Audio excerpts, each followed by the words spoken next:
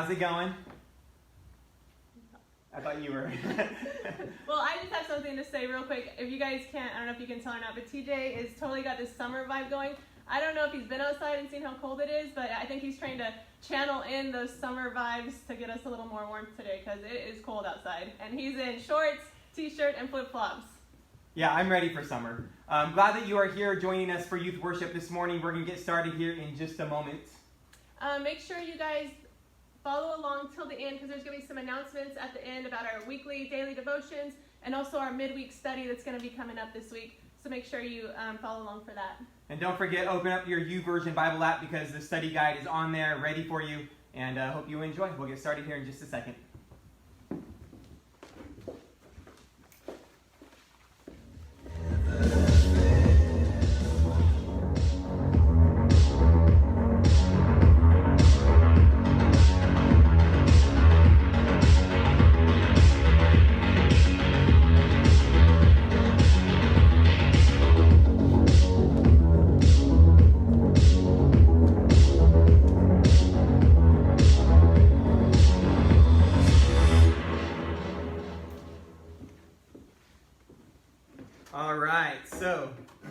Here for the next message in our Love and Hate series, and glad you guys are joining us. Hopefully the technical difficulties we had at the beginning didn't throw you off and you're still on the wrong feed. If you're here, you are in the right spot. So I have a question for you guys as we get going this morning.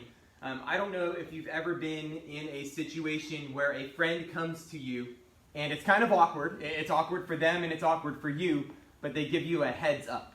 And it's kind of uncomfortable for everybody involved, but they come and they give you this information because they're just looking out for you. You know, where a friend comes up to you and lets you know, hey, man, you got some food in your teeth. Or, hey, your fly is down. Or if they come up to you and let you know, man, I don't even know how you did it, but you have some ketchup on your forehead. Or the worst one, right, is when they come and you're sitting there, you're having a conversation, and they say, man, stop. The person you're talking about is right behind you. And we've all had those moments, right? And they're kind of awkward, they're kind of embarrassing for everyone involved, and we never like it when someone has to point out that we have food on our shirt, or we got a piece of toilet paper stuck to our shoe, or whatever it is. But the idea is that that's a real friend, right? And that's someone who cares for you, because they're looking out for you. And it might be embarrassing to have that conversation, but they're saving you from something that's even more embarrassing that's going to come up right around the corner. But let's stop and think about that from the other perspective for a minute. Let's flip things around, and let's say that you're the friend that needs to go to your friend and say something to them, right? So here's the new question. Have you ever felt like you should really say something to someone else, but you weren't sure how to go about saying it? And think about it, right? It's bad enough when you have to go to someone and let them know that they have food on their face. But what about the bigger stuff? What if there's something bigger you need to tell them? What if you need to talk to a friend about a relationship that they just got into, but you don't think it's a good idea for them? Or what if you need to confront someone about some decisions that they're making because you're concerned that those decisions aren't really great? Or what if you have to speak up about something because you know they're doing something that's going to get them in trouble? And those are tough conversations, right? Those are difficult. Those are more than difficult. And speaking up in a situation like that, that's tough. Let's say your brother started hanging out with people that are influencing him to do things that he knows aren't good. I mean, are you even supposed to say something at that point? Or if your best friend is making decisions and you know that her parents wouldn't approve, you know it's not going to be a good thing, should you say something or not? Is it your place? What do you do? Do you even have the right or the responsibility to go and have a conversation like that? So what we end up doing is we're struggling with all these questions, and we don't know what we should do. We don't know if we should do anything about it. And so we just end up avoiding the conversation. And sometimes we even end up avoiding the person, right? And why do we do that? If we know that those are things that we should say, if we know that those are conversations that we should be having, then why don't we go do it? Well, I think there's a couple of reasons. The first thing here is maybe we don't want to ruin a friendship. And maybe we don't want to make someone mad. Right? If you go to them and you talk to them about what's going on, you can have the potential to make them upset. And you could burn that bridge because they don't want to hear it, right? Or maybe you're doing it right now. Maybe you're doing the same thing, or maybe you've done that same thing in the past. So you don't feel like you have the right to say something. Because you've been there, you've struggled with it, or maybe you're struggling with it right now. And so you feel like you don't even have the right to go and talk to them about it. Or maybe we don't think the other person will listen. They're just not even open to the conversation. They're so committed to that relationship or that behavior or that whatever it is that you're just afraid, or you're telling yourself maybe, that they're not going to listen to you anyway. Or maybe we just don't know what to say. We don't know how to say it. I think that's a big one a lot of the time. We don't know what to say.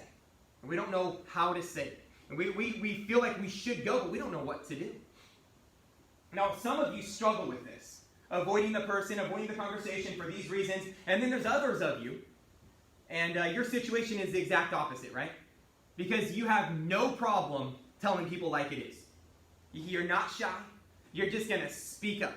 You have no problem with the idea of going to someone and telling them what you think, because maybe you don't even care what they think. You're just going to tell them what you see. But sometimes the problem with that is that we speak up in a way that other people don't even want to listen to us. So as you're sitting there at home, here's what I want you to do. Are you the first kind of person or the second kind of person? And maybe put that out in the chat. Put a little comment down there and say you're type 1 or you're type 2. Type 1 is like, I don't even know what to do, so I just end up avoiding the conversation. I never speak up about it. Or you type 2.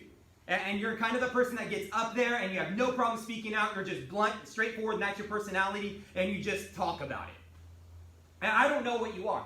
So give us a little bit of feedback and let us know what kind of people are out there, who you are, and see if there's anyone else in the chat. My guess is that most of us are type 1 people.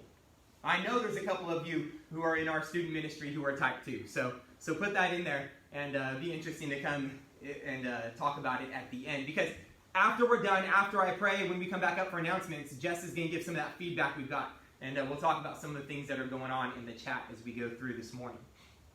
Now, if you've ever wrestled with this stuff, type 1 or type 2, kind of like, I avoid the conversation, or I'm just blunt and I get out there. If you've wrestled with it one way or the other, the idea is, the good news is that you're not alone.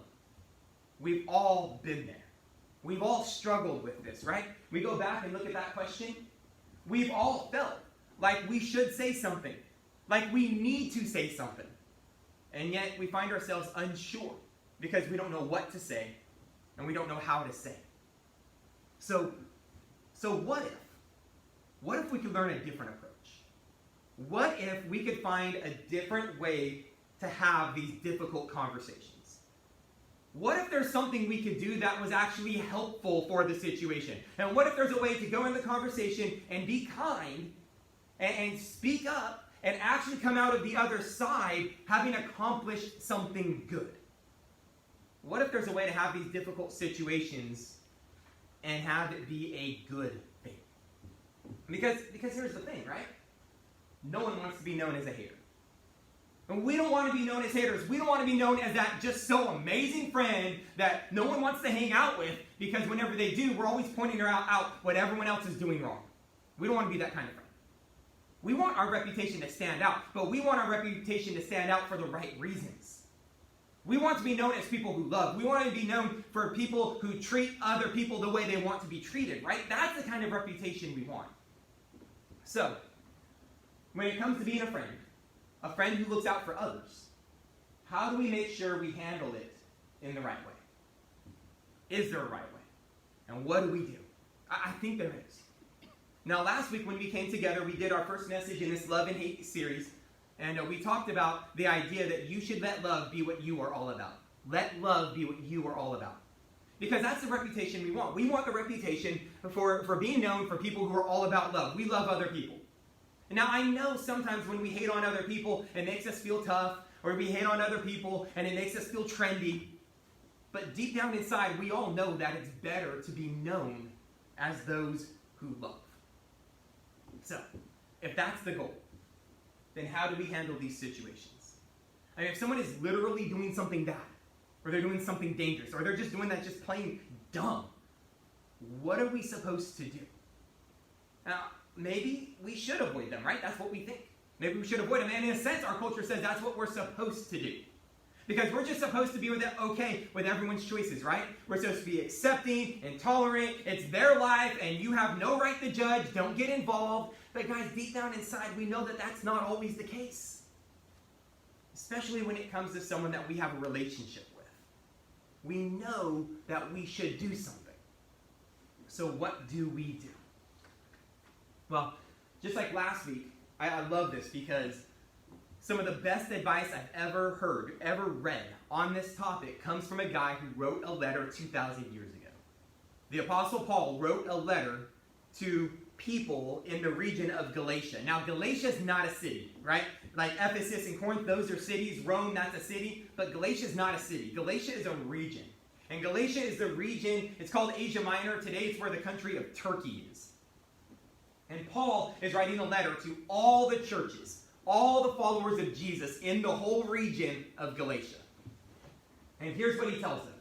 He says, "Dear brothers and sisters, if another believer is overcome by some sin, you who are godly should gently and humbly help that person back onto the right path.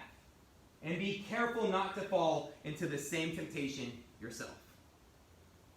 So Paul is saying, guys, if you have any friends, and they have the same values you do, they believe the same things you do, right? If another believer messes up, if they slip up, if they start doing something that's harmful to themselves or harmful to someone else, something that's not loving, then guys, you have a responsibility. You have a responsibility to help that person get back on track. Help them get back where they're supposed to be, on the right path. You see, what Paul is saying is that you have a responsibility. I have a responsibility. We should actually go to that person. And we need to do more than just have a conversation. We need to do more than just speak up. We have a responsibility here. Paul is saying we should help someone get back to the best place they can be. We should help them get back on track with what God says is best. You see, he says you need to have some humility. You need to have some gentleness. Because then you can help people, and I can help people. The people that we love, the people who are struggling. Maybe they're struggling with making poor decisions, or they're struggling with something in their life. We can actually help them get back on track. Now, I love verse 1, and I love what Paul is saying here. But I really love verse 2. This is where it's at. Verse 2 is kind of the key for the whole thing in my mind.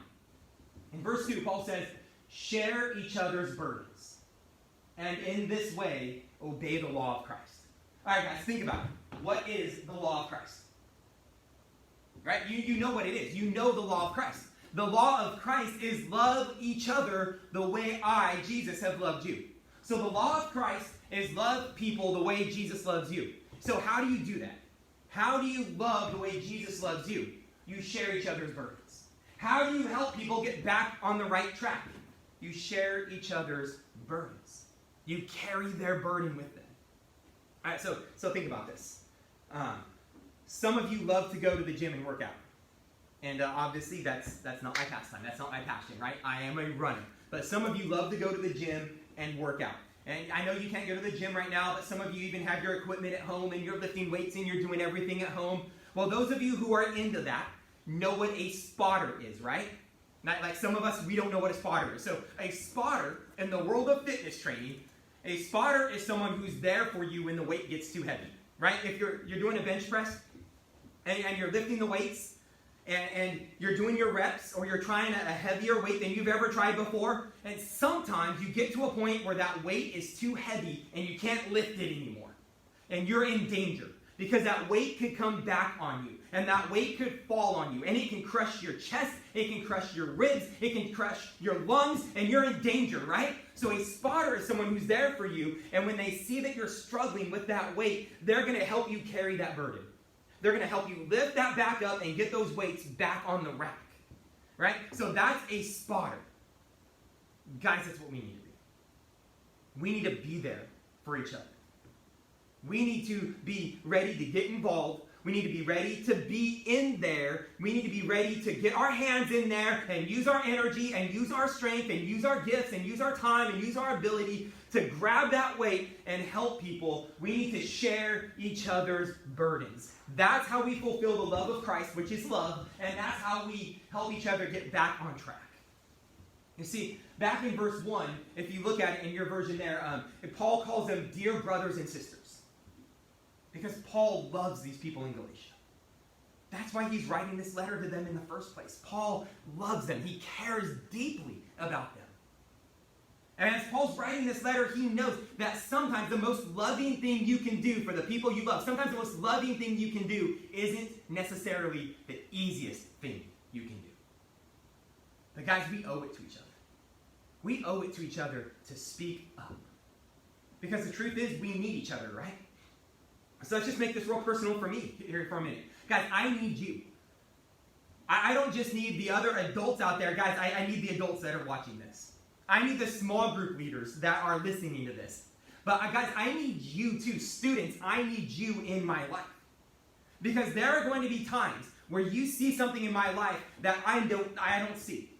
You're going to see things in my life where it looks like I'm going on the wrong path, or I'm making a wrong decision, or I'm struggling with something. And I need you to keep an eye on me, to be there and to be involved like a spotter. So that you can see when I'm doing something that's maybe not the best that God has for me, or the best that God has for us. And what I need you to do is definitely not sit back in the corner and talk about it. We talked about that last week, right? The idea of gossip. Let love be what you're all about. Don't sit in the corner and gossip about it. That's not going to help anybody, right? What I need is for you guys to love me enough to want to obey and fulfill the law of Christ, to get in there and share my burden. And what I don't need is just for you to come and point out what you think is wrong or off track or what's not the best. I need more than that. I need you to come alongside me. I need you to come in and help carry the burden. I need you to help me get back to the place where I should be. Because guys, if I love you, then I want to do that for you. And if you love each other, then we want to do that for each other. Paul is saying that this is how we fulfill the law of Jesus. As followers of Jesus, we have to do more than just speak up. We have to do more than just point out what's wrong. We have to be available. We have to be in there. We have to be spotters in the lives of the people we love.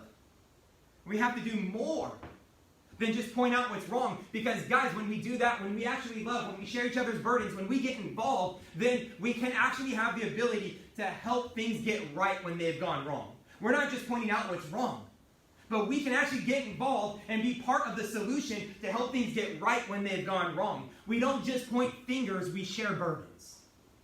We don't just point fingers, we share burdens. And that's love. And that's not just love on our side, but that's going to help the people we love feel loved.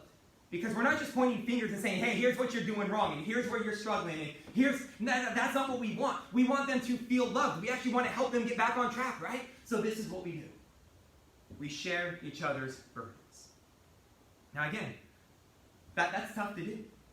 I know it's hard to get in there. I know it's tough to speak up because those situations can be awkward. They can be embarrassing for everyone involved. But we have to speak up and we have to be there. We have to get involved. We have to be spotters. Now I know, again, for others of you, you're that type 2 person we talked about, right? Because some of you, Jess, did we have any of the people in our group? Not that admitted. Everyone was type 1. Everyone's type 1. All right. So maybe you're there and you're just in denial. Or maybe you're going to watch this later. But for some of us, you're not afraid to speak up.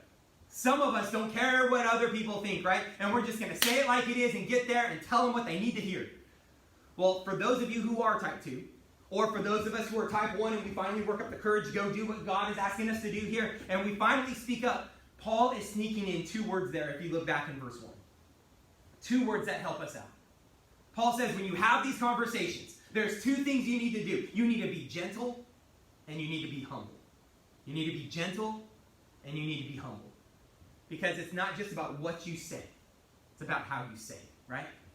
Because when we go to someone, we don't want to be judgmental. We don't want to be arrogant. We don't want to be self-righteous. And even if that's not the intent of our heart, we need to go out of our way to make sure if we really want to help them, we want to make sure that they hear us not being judgmental. We want to make sure that they don't see us as arrogant. We want to make sure that we are doing everything we can so that they can't point their fingers back at us and say, you're just being self-righteous and you're judging me and you're being arrogant. Who do you think? We want to do everything we can. If we really want to help them and get their lives back on track and be in the best place that God has for them to be, then we got to go out of our way to make sure that not only are we being kind, but we're coming across as kind. Not only are we being helpful, but we're coming across as being helpful. Not only are we wanting to encourage them, but they understand that we are there to encourage them, that we want to help them because we love them. And guys, I know these hard conversations aren't easy. That's why they're called hard conversations. But if we avoid a hard conversation, that's not loving. And at the same time, type 2 people, if we enjoy a hard conversation, that's not loving either. Because we shouldn't enjoy making other people look bad. We shouldn't enjoy making other people feel terrible over what they've done, or what they're doing, or what they're about to do. That's not the point of the conversation. In fact, the whole point isn't even the conversation in the first place, right? The whole point is to help them get back on track. So the conversation isn't what it's all about. That's just one tool that we need to use in order to help them get back on track. The real question is, am I showing love in how I'm treating this person? You see, love is going to push us to talk about some difficult things. And love is also going to push us to talk about some difficult things in a kind way. Love is going to push us to make sure that we talk about these difficult things with compassion, because that's what love does. Love shares the burden, so that person doesn't have to carry it by themselves. And so what that means is that the conversation and getting involved and all of it, it's not about us. It's about the person we're there to help. It's not about, oh, we're right and we're righteous and we're better. It's not about that. If we really love them, it's about getting them back to the place where God says this is what's best for your life right now. And guys, I don't know what this is going to look like in your life. I don't know how you can start to practice this today or this week. Now, some of you might be thinking about a friend that you need to have a conversation with. Or maybe there's a family member. As soon as this is over, you just need to sit and pray and think about it and then go have a conversation. Maybe you do that by texting someone or messaging someone or just walking into the next room as soon as this is over and talking with someone. Guys, I don't know what you need to do. I don't know what God is putting on your heart. But I trust that the Holy Spirit who lives in you is helping you right now to fulfill and obey the law of Christ by sharing the burden of someone that He's put in your life. I don't know who that is. And I don't know what that looks like for you. But I've been praying, as I've been working on this, I've been praying for you that you would have the courage to go have that difficult conversation, to get involved, to be involved, to share the burden, and to do it with humility and to do it with gentleness. Because that's what we want, right? We want to be known as people who love others. So we have to look at what we say. We have to look at how we say it. We have to look at our motives and for how we're coming across. We have to think about all of this, right? But if I were to summarize it, here's the bottom line. Here's the main point, right? It all comes down to this one thing. Let love be your filter. Let love be your filter. Now, for old people, right? Like the adults of us, right? Well, we're thinking about a filter as something that you can't get through. You know, it gets filtered out if it's not loving, right? But you guys, students, are thinking about filter in a different way, right? Think about Snapchat. Think about Instagram. You put a filter on your phone, your camera before you take a picture, right? And then no matter who you look at, no matter where you look, you see it that way, right? I love the filter. You've seen me use it with those neon triangles, right? I love it. I just love the way it looks because no matter who you point that filter at, they've got these neon triangles around them. And you can point it at a wall, and there's neon triangles. No matter where you look, neon triangles. Well, swipe that filter to love. And no matter who you look at, you're looking at them with love. Swipe that filter to love. And no matter what situation you're looking at that situation through the filter of love. You don't know how to handle those hard conversations. You don't know how to treat people. It's all going to be informed by just asking, let love be your filter. So the question you're asking is, what is the loving thing to do here? If I have a friend who's headed in a direction that's not healthy for him, then I can go to talk to him and have that conversation and get involved when I start filtering everything through this idea of love. I can help people make different choices than they've been making. Even if it's awkward, I can go have that difficult conversation if I'm letting everything that I look at be filtered through the lens of love. We can help people take a step in the right direction. And then when they do, we're going to encourage them and we're going to celebrate with them. We're going to be right there with them because that's what love does. It's not just a conversation, we stick with it. So, what does that look like? What should a filter of love be applied to? And that's kind of a weird way to put it, Basically, what does it mean to have a filter of love? In a situation like this, what does that mean? So 3 things for you. Number 1 is let love be the filter for your involvement.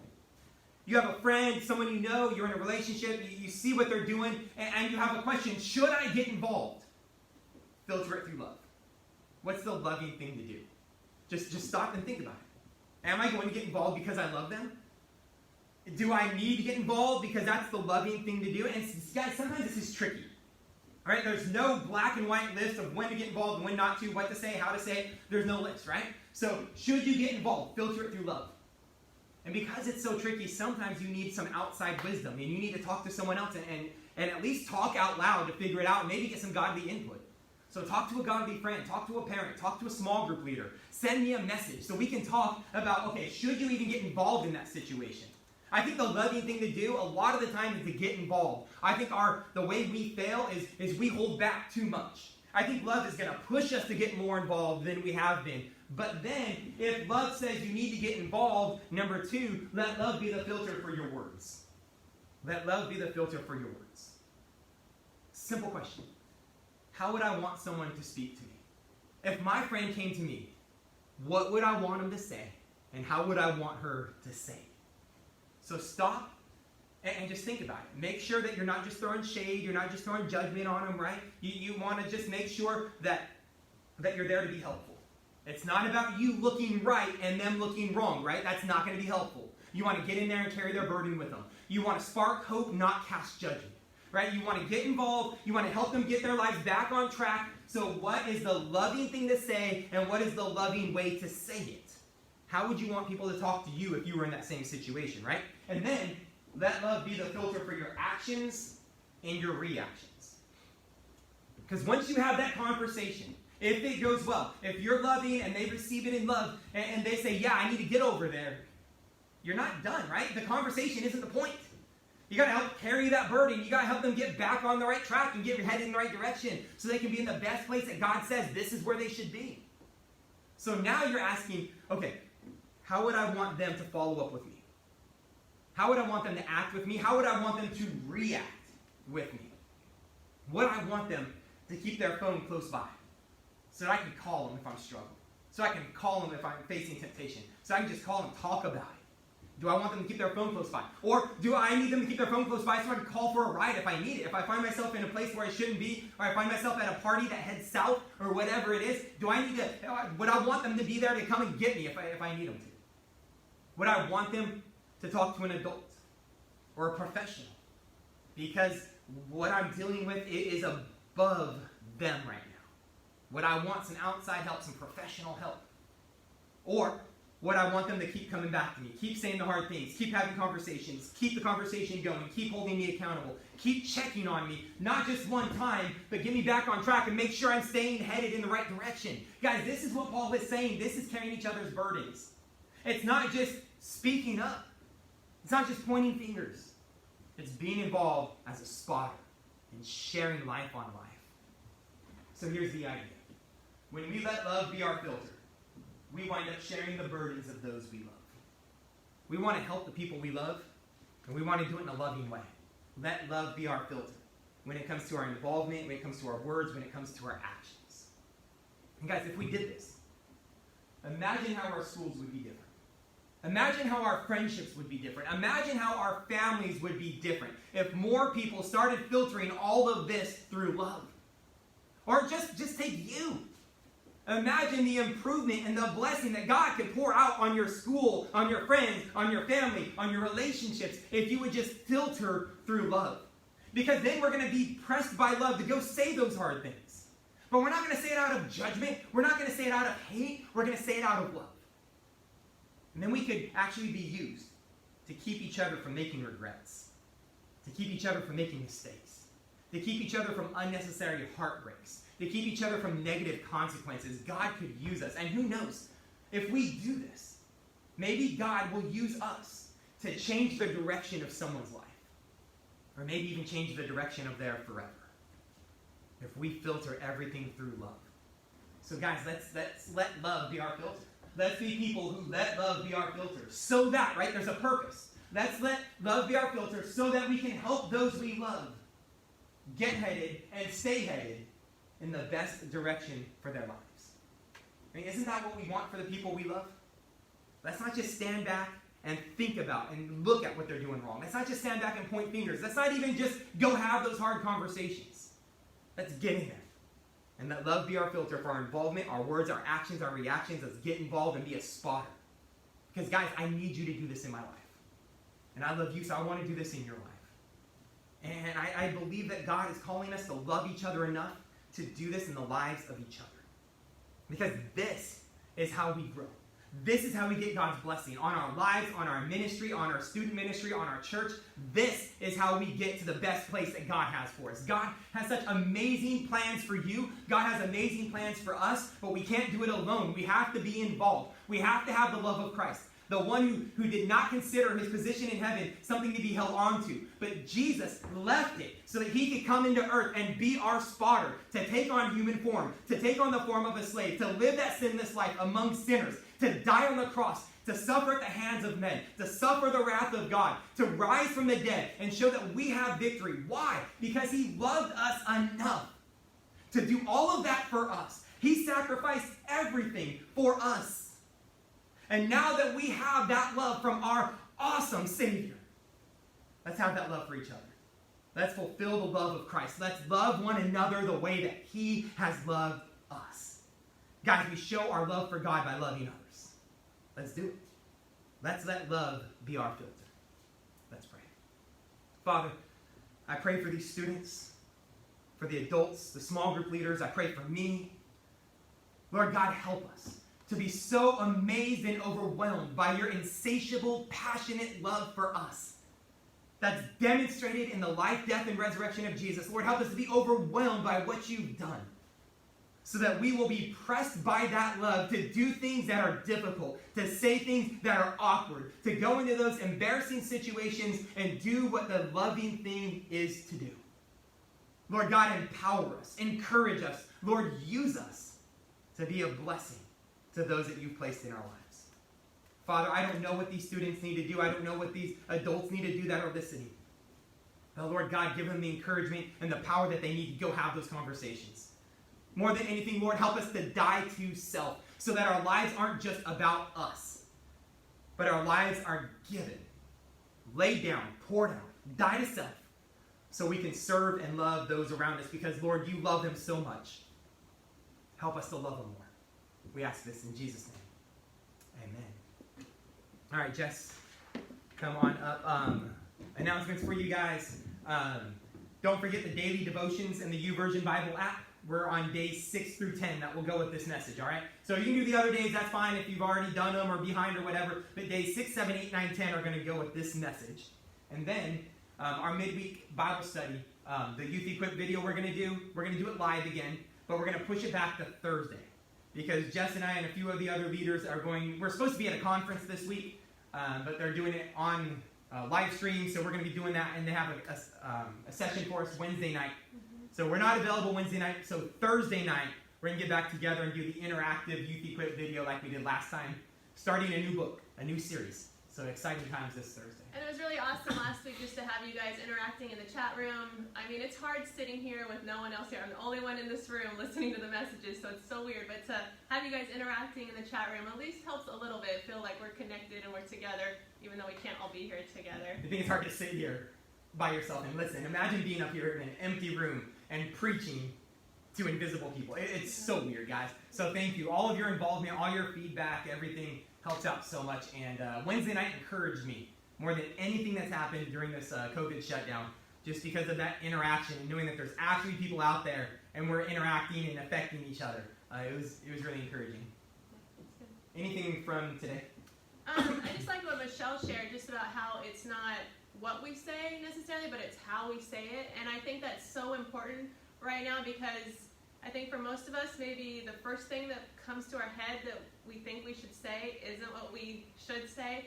So I think just taking that time to stop, pray, ask the Holy Spirit to guide our thoughts, to guide our words before we speak into that person's life, I think can make such a huge difference and such a huge impact on the world around us. Yeah, and going back to something from the message too that builds on that, is we want to make sure that we're coming across as loving too. Because even if that's in our heart, sometimes it's not received that way. And so I know this is hard, guys, because we live in a generation where it's just so much easier to text. I'm glad there's emojis, because at least you can try to change the tone of what's being read with emojis, but it's really hard to read tone when you're texting someone or DMing someone, right? So I want to encourage you guys, take it up a notch. Take it up a notch, and I know it's kind of weird, and we don't do this much, but make the phone call. One, it shows that you're making the effort, and two, you can get your tone of voice across a lot easier. Or FaceTime or video or whatever it is. I know person to person right now isn't normal. It's not going to happen really, but take it up a notch and show that expression of love. If nothing else, it's going to help them understand your tone and why you're there. Yeah, that's good. And I get text messages all the time, and it's so easy for me to read it that they're, judging or condescending. That's why I put smiley faces all over the place, so you know I'm happy. I'm saying this happy. I try to put hearts and smiley faces, and he thinks it's weird, but there's a reason I do it. It's how we say it, right? And we want to get that across. Yeah. Do you have anything else? No, that's it. Students? Any students you know are there? Beer houses. So Bailey, looks like Bailey's here. Elizabeth Owens, I'm guessing her mom's here, so I'm guessing Salmons are here. Mandy and her clan are watching. Tiana, hey, good morning, Tiana. Hey, Tiana. Good to see you. Isaac is on. Yeah. A lot of people. It's good to see you guys. I'm so glad you could join us this morning. We miss you guys so much. Yeah, I love you guys, miss you. Again, we got the playlist of background music that goes with this series and worship music that ties in with the theme. And so I'll post that again over the next couple of days, and hopefully we can get some interaction going about music. I've also asked the worship team about music. Guys, give me some feedback on songs you want to sing when we get back. Songs we already know, because it's going to be hard to learn new ones right off. But then what ones should we be learning? What new songs are out, or just favorite songs have been a blessing to you? And it's going to be awesome when we come back together. I'm just so excited. I know once we're all back in here together, it's just going to be so pumped, so on fire, and I can't wait for it. It's going to be good. Good times ahead. There's good things to be hopeful for ahead. You want to know how crazy I am? I came in here last night and put on our worship music, got up on stage with my guitar, and was singing, pretending we're all here. I am ready to see you guys, and very excited for that when we come back. God bless you guys, and we'll see you next time. Thank you. Bye.